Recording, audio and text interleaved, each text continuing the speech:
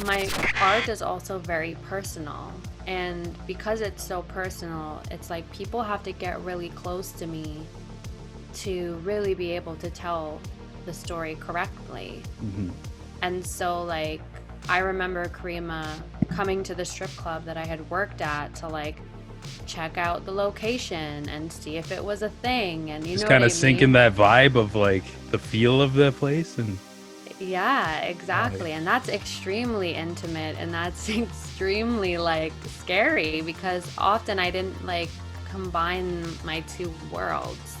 Today's guest has been recently nominated for a Juno Award along the likes of Alanis Morissette and one of her childhood heroes, Celine Dion. She began making waves when we caught up with her last year around her album, Chapter 3, The Come Up, where she shares her journey as a former sex worker, topics of love, women empowerment, and many other things. Her music is real, her music is raw, and she joins us again right now to tell us more about her journey as a singer-songwriter. Ladies and gentlemen, this is Story. a lot's like has happened since I last had you on the show. Like I had a studio space, which is no longer, obviously, like COVID and all this stuff. It's messing with like a lot of businesses and stuff. But it's you've had like quite a productive year with all that being said. And I think we last left off in like the interview I did with you was we talked about chapter 3 that you released then, and also then you were about to go to the Junos and perform. And Yes. yes, and heartbreaking, that kind of got pulled away from you just like the week before. Am I right? It literally happened the day that I was about to fly out. Like the morning I was had my bags packed and I'm about to leave the house and I found out that the Junos are canceled and uh it was heartbreaking. It was so heartbreaking. Like even the idea of this year now being kind of online and whatever is also heartbreaking, but at least I was like prepared for it. But that was like a real blow. And it was my first nomination. So it was like, it was really tough. Yeah, yeah. And congratulations on that too. That's it's amazing. And Thank honestly, you you. deserve it. It's amazing music you've been putting out, and also like throughout like the whole pandemic you've been keeping consistent, making music videos and stuff. And what's so cool about your nomination, just you're in the category with like Alanis and Celine Dion, which is fucking insane. Like, so how did you feel when you like saw your name kind of up beside those acts and legends? It was crazy. Okay, so like we're gonna have to go into a little bit of a story here. Yeah, yeah, let's go. Um, so I grew up learning how to sing from Celine Dion and Whitney Houston and Mariah Carey. But Celine Dion was like my everything. Like I literally learned her accent and would sing with her accent. Um, I would learn, like, I learned one of her French songs, and people would think that I actually spoke French because of how good my accent was, because I was obsessed with her. She was the first two concerts I ever went to as a kid. Like, I was like 8 years old, and my dad, he got tickets from a scalper. Is that what they call them? Yeah, yeah, where they're like outside just trying to like panhandle them and stuff. Exactly. But it was like at a bar or something, and like they were all sold out. And my dad was like, you know, he knew how much I wanted to go to this concert. So he got them for like way too much money. And the guy told him that it was like second row. And so I got all dressed up. Like I went in a velvet dress. Like my hair was up, I had it curled in the front. Like makeup. My dad was in a suit. I was ready for her to call me up on stage and have me sing part of her song and her take me on tour with her. Okay. And you were And ready. You were ready. I was ready for that Yeah. moment. I was like, this bitch gonna call me. You know what I mean? Yeah. Like, and I get there and it turns out that we're like in the back. And, you know, I was kind of more just trying to make my dad feel better about it because I didn't want him to think that I wasn't having a good time. Like I was disappointed, but like I was still there seeing Celine Dion perform. Like I was happy, you know what I mean? And then she called this other lady on stage, and like I was just like, ugh, that should have been me. She was terrible, you know? She was sitting in the seats you imagined you were going to be in. Yeah, Oh yeah. Oh, exactly. I feel bad too that that you guys well, you still got to see the show and like um Yeah, yeah. And then my second show, I went to see her again. That was my second live show experience to seeing Celine Dion. So like I was in love with her. And so to be nominated next to her is such an honor. Um, and it's also terribly confusing because not because I don't think I'm like talented enough or anything, but for the fact that I'm kind of the ultimate underdog in this category, if you know what I mean. Like mhm. everybody else in this category has like some sort of team and some sort of like distribution and probably quite a bit of money and you know what I mean? And I literally wrote and produced and funded and promoted and made the videos for like when I say I'm a one woman show, like that is literally it. Like I don't have management, I didn't have producers, and I have the ultimate like imposter syndrome. So when I was in school, like in high school, I remember always saying to my buddy Tom, like, oh, I'm gonna fail this class, I'm gonna fail this. And I'd always get like 99%. But I truly, in my heart, always thought that it was sheer luck that I got such a good grade or something like that. So when I got nominated for my first Juno, I pawned it off as like, oh, it's because Sly and Robbie produced it. That's probably why. Not because I sang good or I wrote a good song or whatever. And so this second Juno nom was really cool because I couldn't point it to anyone else. It Yeah. was literally all me. And of course my buddy Tom, but you know what I mean? Like Mhm. it was us two and we didn't, we're not big producers and we're not, and it's my first album to ever come out. And I was just kind of like flabbergasted at the fact that, the record is still not, performing so well, and it's still not, I still can't make a full-time living as an artist. And here I am next to people who have, millions of dollars and huge teams and, you know, um, so it is a very confusing industry, I think, in the Canadian music industry, like that this can happen. Oh yeah, definitely. And even I wasn't really like in the know of that before, and I had Biff Naked on my show too, and she told me the same thing. She's like almost like all of your favorite artists have side hustles and day jobs because like the industry is changed so much in a way that you guys make money and get monetized, and like there's no big album sales anymore really because everybody's streaming, and it's such like a tricky wave of what's going on, and it's continually like changing. Like it seems like month by month there's something new or a new app or whatever. But yeah, it's just very interesting. But kudos to you for putting in the work. And like I've been like this past year just been enjoying like all your stuff too, and it's kind of interesting to me to hear that you have that imposter syndrome too, because I remember seeing one of your album release shows, and it might have been one of the last shows I've seen before lockdown. And Hmm. I said to my friend the next day, I was showing him your music and stuff, and it was one of like the best shows I've seen in ever. Like just Oh, thank you.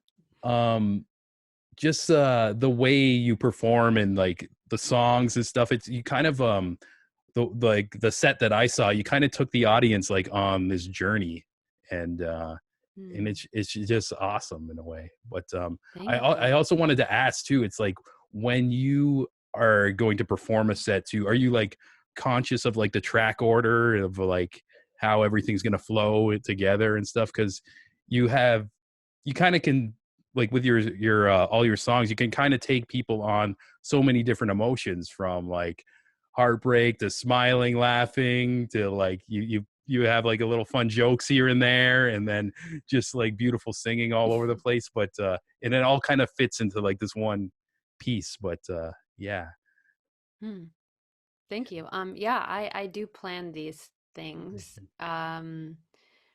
For me, it's, a lot of people are more off the cuff and they just like to jam on stage. And for me, it's really in the details, and I really want to portray a story. Like, obviously, it's not scripted to the point that I'm like, I just know the gist of what I'm gonna say, or like, you know what I mean? Mhm. Um, but I still do have like a rhythm to it and a flow and an order, and that is important to me. The order of the songs are super important, and how I'm telling the story, because I do want to take my listeners on a journey. And you're correct, like I try to create an experience for people, and I've been missing that so much. um I really like, I feel like live shows is what I do best, and that was taken away from me. So, well, Yeah. from all of us. Yeah, I agree. Like, yeah, you really shine when you're on the stage too. And I even remember too. I didn't know your opera background too, and you opened with that one classical piece, and like my Mm. mind just melting. It's just like holy fuck. And then looking around, and then everybody else is just like holy fuck. Like it's I felt like that was like such a special moment. I'm so happy you enjoyed it. Yeah, I think it's a cool way to like bring classical music to people without like bombarding them with a full on opera. So, yeah, I think it's cool. I Yeah, enjoy surprising my listeners and viewers.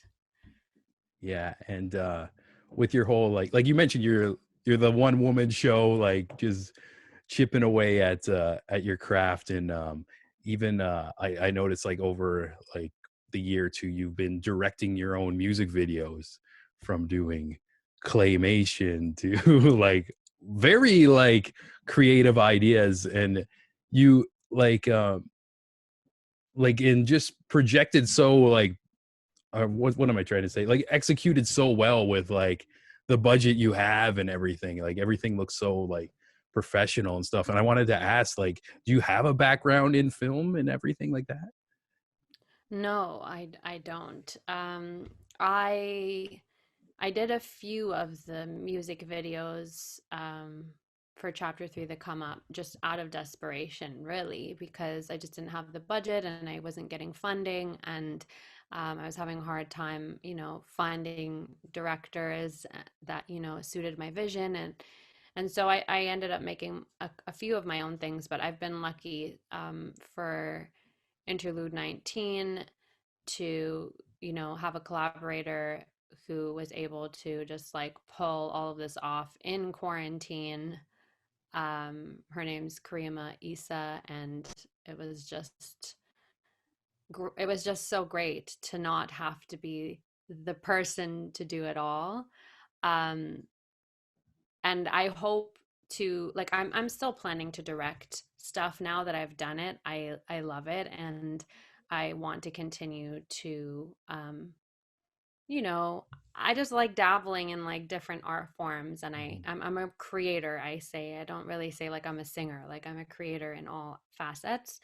But I do love working with people who have studied film and who have done who are kind of like the best at what they do, in a sense, because then that brings the art to a whole different level. Like, I don't want to be a one woman show forever, like Mhm. I do want to collaborate with more people. But yeah, it started out as more of a necessity, and so I just had to learn. And luckily, I'm pretty quick at picking these sorts of things up. So Yeah, I feel very similar to you in that sense too. I just like some people know me from the podcast, some people know me from video editing and stuff. Like I'm just very hands-on. And what's cool is like sometimes you can be doing all these different things in different lanes, and then you'll have a moment where two of them connect or something like that, or you gain like some knowledge from way over here and it fits over here and you never thought it would like come together like that. And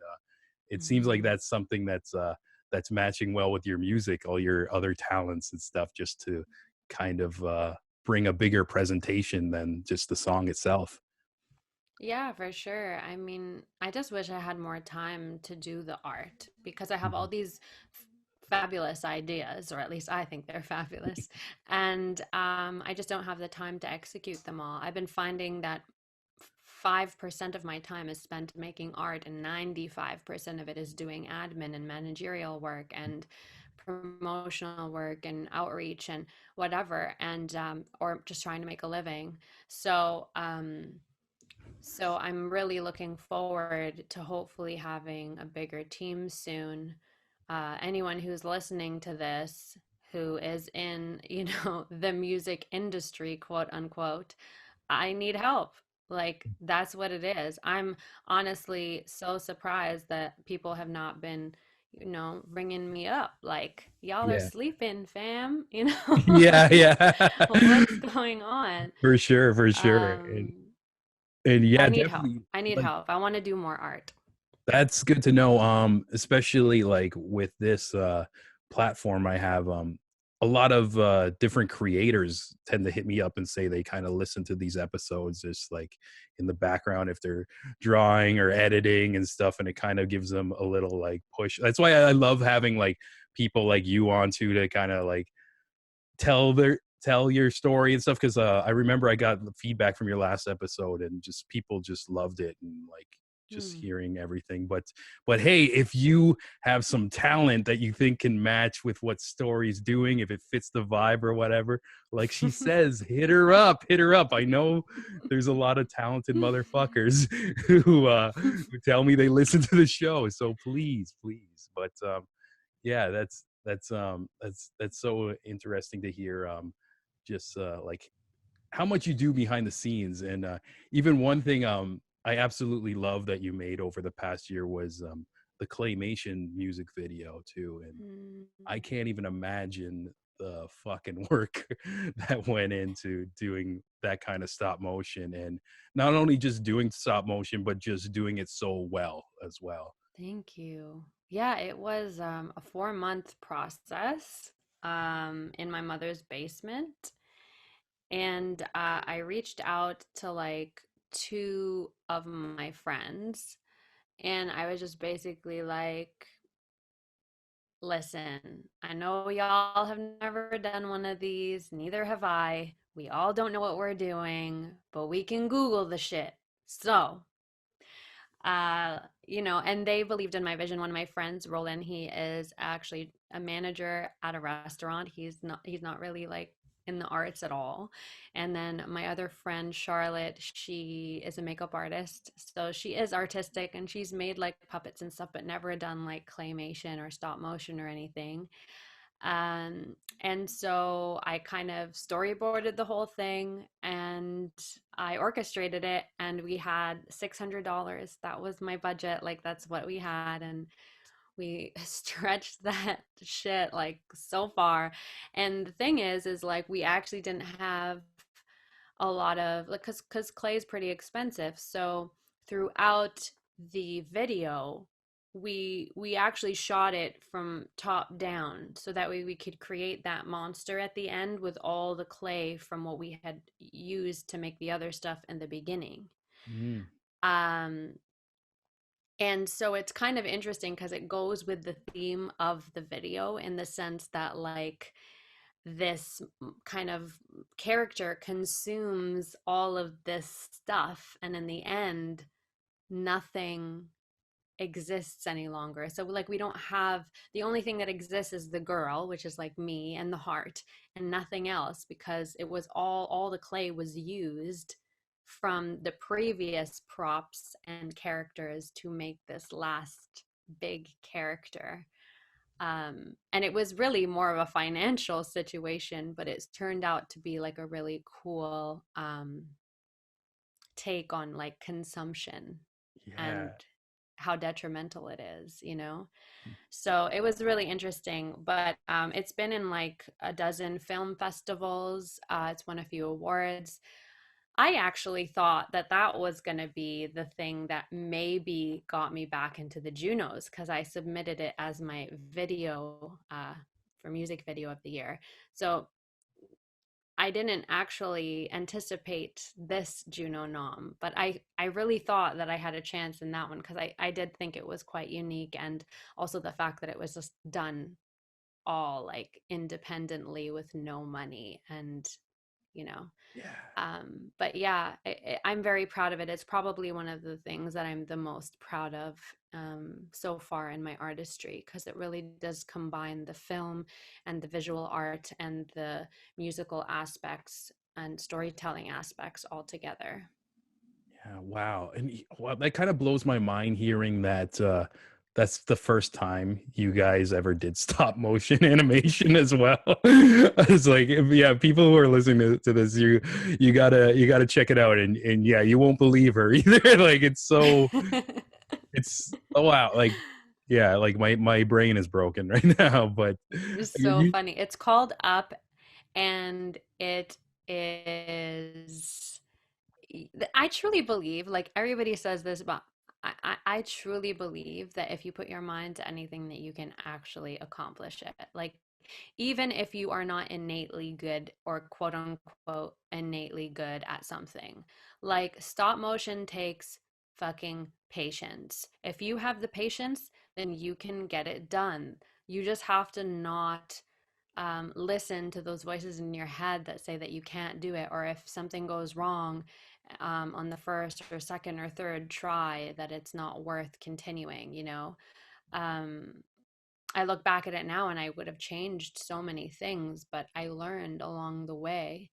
And I think you can even see that in the process of the video. Like, I think the video actually gets better halfway through. Like, the second half is better than the first half because the first half was shot first. You know what I yeah. mean? And I learned along the way in that process. So I truly believe that. Like, I don't consider myself to be tech savvy at all. And I just updated my website, like, and I just ran like an email campaign and like, you know what I mean? And yes, it takes so much more effort out of me than it does to create something artistic than it does to do something on the tech side of things. But when I see it through, and yes, I pull my hair out sometimes, but I make it to the end, and you can make it to the end. So I think anyone could do a clay animation if they wanted. That's Yeah. my opinion.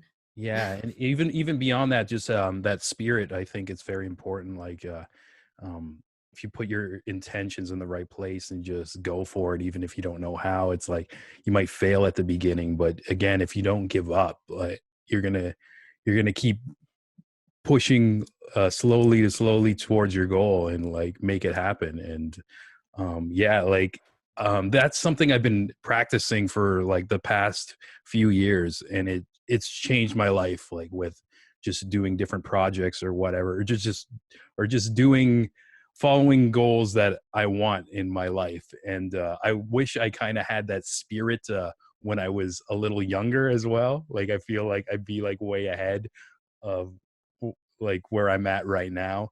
But at the same time, like again, it's just important to just realize like sometimes the first step is the hardest, and you can get all these internal like thoughts being like, oh, this is too hard, or just like you don't really know what you're doing. But like in this year too, it's like you can simply like just YouTube and Google everything and learn. And like I think lots of people, they're looking for that instant um I don't know, Gratification. gratification on like something they want to make. Like, let's just make it now, and then they see the process and they get scared and run away from it. But I don't know. Magic happens when you start taking steps towards it, and you start realizing that you can fucking do anything if you really want to. Mm-hmm. Yeah. Mm-hmm. So would you say that's your favorite video? You've produced like so many like really creative ones too. I like one that's popping in my head right now. I like the one where you had like a bunch of doppelgangers hanging around and stuff. Oh yeah. Yeah, it's, That was fun. Oh my God. That was really rough shooting because it was quite cold yeah, that day.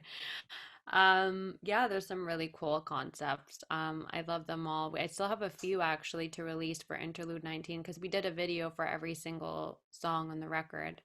Um, I actually recorded that record at a friend's place in near Belleville. It's called Collabo Camp, and they let us use the space. They have um, a little like studio there, and so I wrote and recorded all of the songs in 7 days there, and then in the 3 days after that, we shot all the videos for all 10 songs. So Karima was conceptualizing the 10 videos as I was kind of writing them and recording them, and it was just the two of us, so she had to kind of like, she's the camera operator and the director, and I'm the only person she has to work with because we're like in quarantine essentially.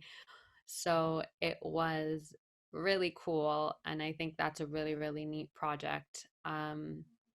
But Up Still, it's always gonna like at this point is my favorite Yeah, because it's the baby. yeah, it's my baby. I can't, I also love Money Ain't Free. Karima had also uh directed that. That's how I met her initially. And you know she told the story of me having to go back to being a stripper and to fund my career, and so I just really loved her storytelling and concept and execution of that video. And that was the last video I think that we shot before COVID hit. Yeah, Yeah, yeah. where we That could was still have like a team and everything. yeah. That was a dope video too, by the way. And Thank do you. you find like having these smaller teams too when you like I've had this experience like working on tight budgets and with tiny teams, and you finally finish, you got the product, you watch it, it's like what you imagined, and it just kind of like brings you all a little closer together. Do you feel that when you're done a project? Yeah, for sure. I mean, I think that my art is also very personal. And because it's so personal, it's like people have to get really close to me to really be able to tell the story correctly. Hmm. And so, like, I remember Karima coming to the strip club that I had worked at to like check out the location and see if it was a thing. And you Just know what kind of I sink in mean? that vibe of like the feel of the place. And Yeah, oh yeah. exactly. And that's extremely intimate and that's extremely like scary because often I didn't like combine my two worlds, Mhm. like people would know me as Story, the musician, or, at work under another name, or Mhm. like my government name at home, like my close, like friends and family. And so it's like I had these lives kind of compartmentalized, which is what You Don't Know Me, Nana is actually all about, like that Mhm. song.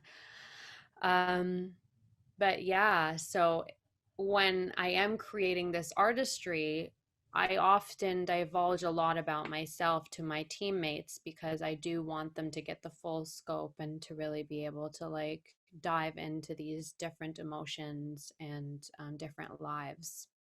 Yeah. Did you feel like before you started sharing your journey through music, when somebody would know you from one thing, whether it's being a stripper or just like in your home family life, or like do dabbling in music and stuff like that, do you feel like all the time that people in different sections of your life didn't really know the full you?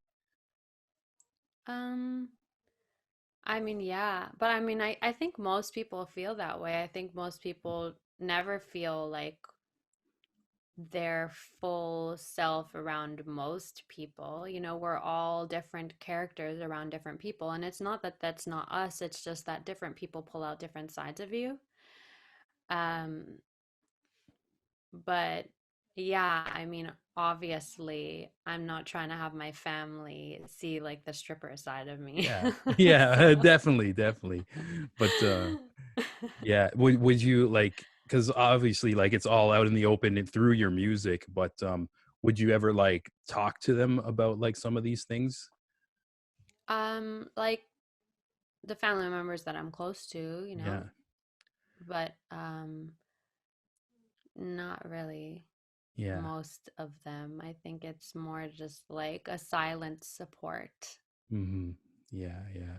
And like I know you only from the music side, and you're such like when I see you perform, like it's just fucking amazing.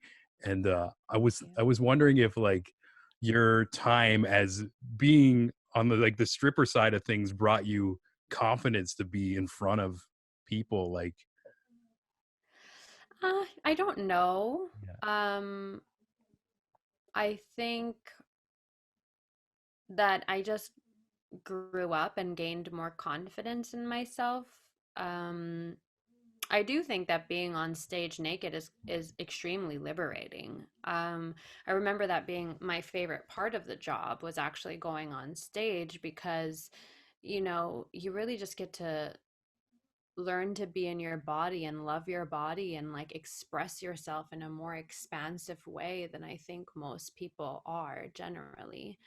Um, I think that's why I'm totally obsessed with RuPaul's Drag Race right now because, you know, people who are performers and have to put on these like characters, you know, they it's almost like, okay, well, this isn't me, so I can just be a full, completely different character and like go wild and then leave here and it doesn't really have to say anything about me. And so, like, as this other person. Um, and so I felt very similarly in the strip club. It was like, oh, I can be this kind of almost more outrageous person who says kind of crude things and who, you Yeah. know what I mean? Sounds Um, therapeutic in a way, like just like because it's like yeah. a spot where it's just suitable to just let loose and just it's your time to go nuts. Like Yeah, and I think that's also what draws people to these kinds of places more than anything else. I think it's more just the ability to express themselves and like who they are in a less judgmental space. Um, and I wish that more on the whole world. yeah, Like I just wish that more people were more free in who they are all the time. Um, we yeah, hide a lot and we're afraid of judgment a lot. And we're afraid to make mistakes. And it's tough, you know, especially when the um, public eye is on you and cancel culture is fucking crazy. You don't want to make a mistake. And so I think that it's really just important that one, um, if you do make a mistake, you just own it and you apologize and you know make it right. Um, but I think it's important to not be so afraid. I think people just need to be more self-expressed, verbally, physically, sexually, emotionally. yeah. Yeah, I agree, and I feel like a lot of my different releases, like, and I'm sure like for most people too, just over this year, it's like been taken away. Like, I like to go to like one thing I moved by this one concert venue just because it has like all my favorite fucking metal bands fly through like and I've seen like everybody who I listened to as a child been like around the block here and I would just go like once a week and it's a place where I could just be primal and let loose. It's just like a big mosh pit and like all these people like liking the same thing and it's just like that energy's taken away from me. And then also even like it's weird to be a single dude dating right now too because there's so many precautions and like people have different comfort levels and there's a lot of fear of what's going on right now and it's just like I keep feeling like I've been taken like those things where I would get my healthy escape of like letting loose are like just kind of gone, and I'm like I can't wait till things start piecing back together. And even just seeing like live music and stand-up comedy too, kind of watching others just let loose and be free, I kind of get like a a contact rush of that too as well. And I think that's why like I love talking to like artists who like hit stages and just let loose and go nuts and are raw and real and stuff. But yeah, it's so weird. I hope like the world starts turning again where we can enjoy these kind of things. Mm-hmm. Yeah. Me So too. so over like this time, have you been writing at all? I've been doing some writing. I've been writing with like in kind of writing camps and Mhm. trying to collaborate more. Like all the stuff that I've done so far has been by myself essentially, or with Tom and you know, I worked with Junior T a bit on Mhm. that other record and a few other friends of mine, Frank and Steve, and but generally it's been pretty consistently like I write all my lyrics, I write all the melodies, you know, like so I've been trying to like get out there more and collaborate more and try different things because um you can get stuck in doing things the way that you do them. Mhm. So, and I always like to like push my limits and stuff. What a Yeah, cutie. I can't believe it's being nice right now. I I'm not sure if I hit record though, but for people who, if they're watching the video version, I was telling Story when we turned on the Zoom that this cat was trying to murder me since last Friday. It was so confused because I'm watching it for its owner, and she's like, "Fuck you for leaving me. Who's this guy here?" And right now she's purring, and maybe she's just a big Story fan too. You know, that could be it. Here we go. But yeah, so I have been writing, and I'm just trying different things right now.